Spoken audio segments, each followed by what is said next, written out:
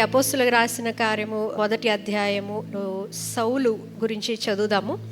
సౌలు ఇంకను ప్రభువు యొక్క శిష్యులను బెదిరించుటయును హత్య చేయుటయును తనకు ప్రాణధారమైనట్టు ప్రధాన యాజకుని యొద్దకు వెళ్ళి, ఈ మార్గమందున్న పురుషులైనను స్త్రీలైనను కనుగొని ఎడల వారిని బంధించి యెరూషలేమునకు తీసుకొని వచ్చుటకు దమస్కులోని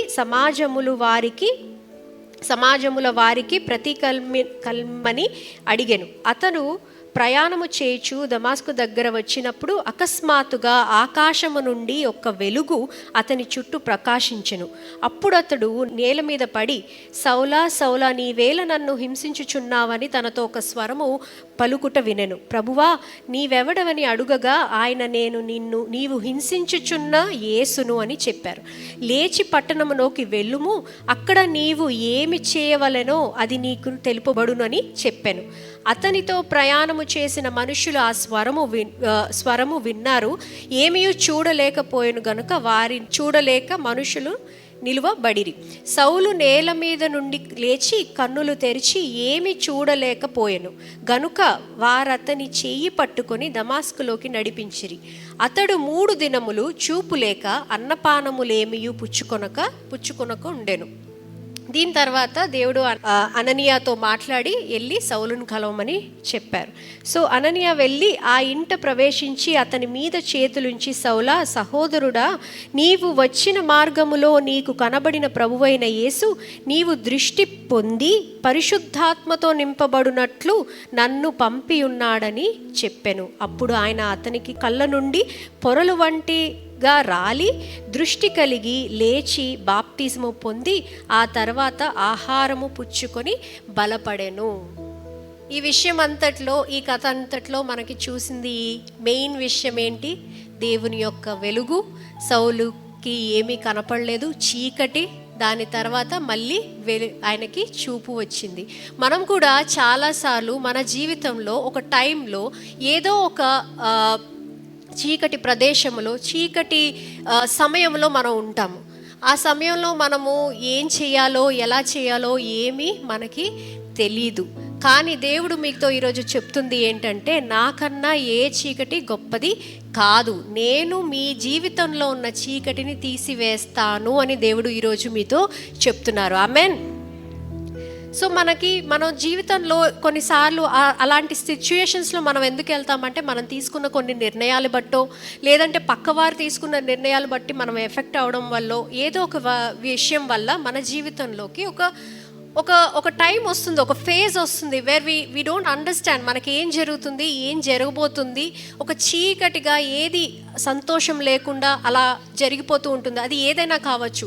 మీరు అది ఒకరి మీద ఈర్ష్యపడడమో, లేకపోతే ఒక కోపం ఉండడమో, ఏది జరగట్లేదు అని ఒక కోపమో, లేదంటే ఎంతో ప్రార్థిస్తున్నాను కానీ నాలో ఉన్న ఆ జబ్బు పోవట్లేదు అని ఒక భారమో, ఏదో ఒక విషయంలో మీరు ఆ చీకటి ప్రదేశంలో, ఆ చీకటి స్థలంలో ఉండిపోతున్నారేమో. కానీ ఈరోజు మీ యొక్క డెసిషన్ వల్ల, మీ యొక్క చాయిస్ వల్ల మీరు ఆ చీకటి నుంచి బయటికి రాగలరు. ఎప్పుడు అంటే దేవుని యొక్క వెలుగు, దేవుని యొక్క వాక్యము మీరు మీ జీవితంలో ఆహ్వానించినప్పుడు మాత్రమే. ఎప్పుడైతే మీరు, దేవా, నా జీవితంలో ఈ చీకటి ప్రదేశం నుంచి నేను వెళ్ళిపోవాలనుకుంటున్నాను, నేను దీని నుంచి బయటపడాలనుకుంటున్నాను అని మీరు ఎప్పుడైతే డెసిషన్ తీసుకుంటారో, ఎప్పుడైతే ఆ నిర్ణయం తీసుకుంటారో, అప్పుడు దేవుడు మీ జీవితంలో కార్యాలు చేయటం మొదలు పెడతారు. అది 1 రోజా, 2 రోజుల, సౌలుకి జరిగినట్టు 3 రోజుల, లేకపోతే వేరే వాళ్ళకి జరిగినట్టు 40 రోజుల, 1 నెల, మనకి తెలీదు. కానీ దేవుని కార్యము మొదలు అవుతుంది అనేది ఖచ్చితంగా జరుగుతుంది. సో మనం ఈరోజు తీసుకున్న నిర్ణయాలు బట్టి మనం చీకటి ప్రదేశంలో ఉన్నామా లేదా అనేది మనము తెలుసుకుంటాము. కానీ చాలాసార్లు మనం అసలు ఆ చీకటి ప్రదేశంలో ఉన్నామనే మనకి తెలీదు. సౌలుకి ఏ రోజైతే తన చూపు దృష్టి పోయిందో, ఆ రోజు తన చూపు దృష్టి పోయిందే కానీ తన మనసు యొక్క కళ్ళు తెరవబడ్డాయి. తను ఎలాంటి సిచ్యువేషన్లో ఉన్నాడో, ఎన్ని ఘోరాలు చేశాడో అనేది తనకి ఆ సమయంలోనే తెలిసింది. మనకి కూడా మన డార్క్ టైమ్స్లో మనకి చాలా ఇబ్బందులు ఉన్న సమయంలోనే మనం చాలా విషయాలు నేర్చుకుంటూ ఉంటాము. మనకి ఎప్పుడు జరగని ఎక్స్పీరియన్సెస్ వల్లే మనం ఎన్నో లెసన్స్ నేర్చుకుంటాము. మనం ఆ సిచ్యువేషన్ నుంచి బయట పడినప్పుడే మనం ఇంకా ఎక్స్పీరియన్స్డ్గా, చాలా వైజ్గా, చాలా కరెక్ట్ డెసిషన్స్ తీసుకునే మనుషుల్లాగా మనం ఉంటాము. కానీ మనం చాలాసార్లు అరే బాధలు వచ్చాయని మీరు బాధపడద్దు.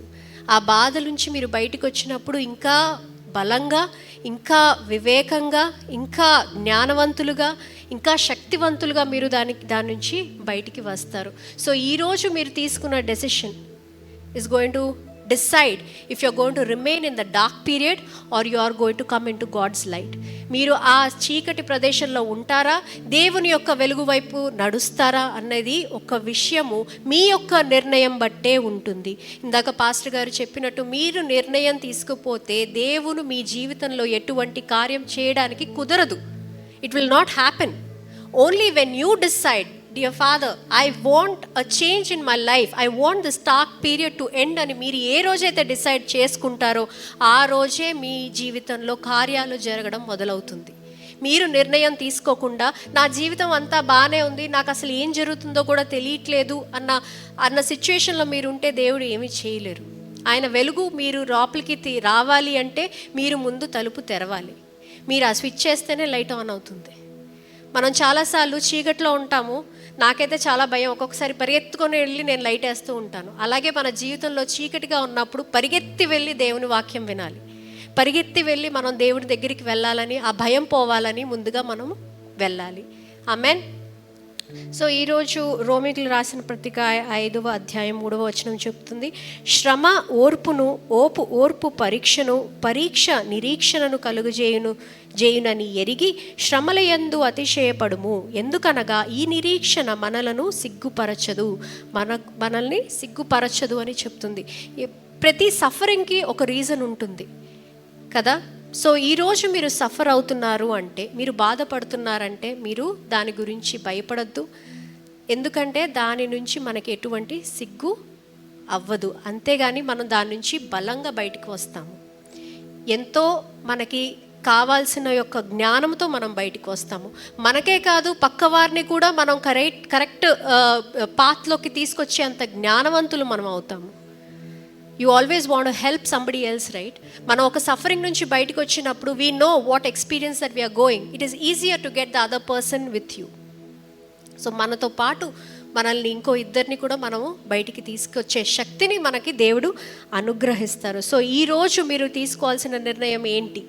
నేను ఈ సమయంలో నేను ఇలా చీకటి ప్రదేశంలో నేనున్నాను, మరి నేను దేవుని వాక్యం వింటానా, లేదంటే ఏం జరుగుద్దులే, నేను ప్రతి ఆదివారం వెళ్తున్నాను, నాకున్న జబ్బు పోవట్లేదు, నాకేం ఉద్యోగం రావట్లేదు అన్న ఒక మాటలో మీరు ఉంటారా అనే నిర్ణయం మీరు తీసుకోవాలి. ఈరోజు మీరు తిరిగి వెళ్తుండగా నేను వచ్చినట్టు కాకుండా తిరిగి ఇంకా శక్తివంతంగా దేవుని యొక్క జ్ఞానంతో, దేవుని యొక్క వెలుగుతో నింపబడి నేను తిరిగి వెళ్ళాలి అని మీరు డెసిషన్ తీసుకోవాలి. అందుకే ముందుగానే మీకు చెప్పాను, దేవుని యొక్క వెలుగు నా జీవితంలో ఉన్న చీకటి తీసివేయును గాక అని ముందుగానే మీరు ఇంటెన్షన్ సెట్ చేసుకోవాలి.